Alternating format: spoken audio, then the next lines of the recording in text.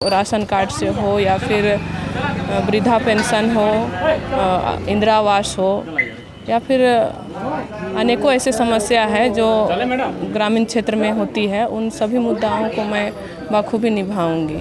मैं लोगों से यही अपील करना चाहती हूँ, जिस तरीके से आपने अपना प्यार और स्नेह देकर मुझे एक बार मौका दिया, इस बार पुनः मुझे दोबारा मौका दे के देखिए, मैं आपके वादे पर खरा उतरूंगी। स्त्री शक्ति का दूसरा रूप होती है और आप हमारे साथ देख पाएंगे कि एक स्त्री है जो कि खलाड़ी की पंचायत समिति अभी है वर्तमान में और इस बार भी पंचायत समिति के लिए चुनाव में खड़ी हो रही हैं। और आइए इनसे जानते हैं कि क्या कुछ चुनावी मुद्दे लेकर इस बार चुनाव में आप खड़ी हो रही हैं। आपका स्वागत है जनचर्चा टीवी में।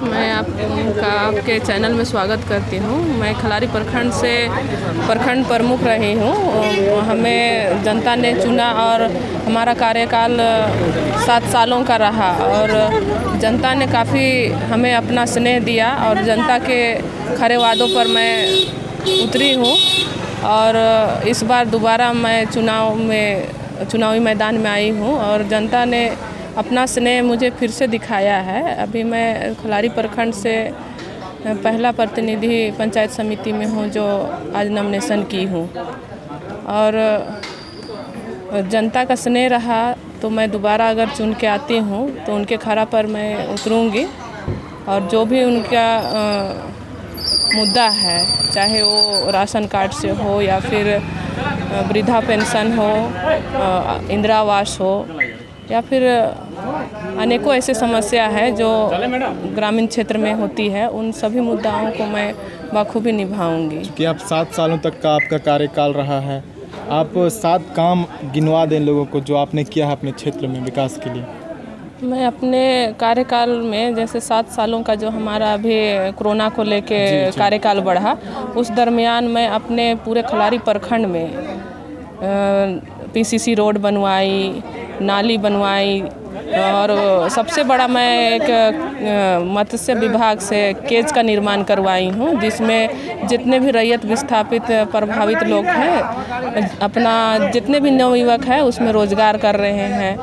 अपने कार्यकालों में पंचायत में चबूतरा का निर्माण करवाई, जल मीनार का निर्माण करवाई, पेंशन जितने भी लोगों का मेरे स्तर से हो सका मैं काफ़ी वृद्धाओं का मैं पेंशन भी लागू करवाई, चाहे वो विकलांग हो पेंशन हो या वृद्धा पेंशन हो। आवास भी मैं लोगों को दिलवाई हूँ, चाहे वो प्रधानमंत्री आवास हो या फिर अंबेडकर आवास हो या बिरसा आवास हो। क्या कुछ काम है जो बाकी रह गए हैं क्षेत्र के विकास के लिए, जो आप फिर से चुनाव में खड़ी हुई अगर जीतती हैं तो उसे पूरा करेंगे?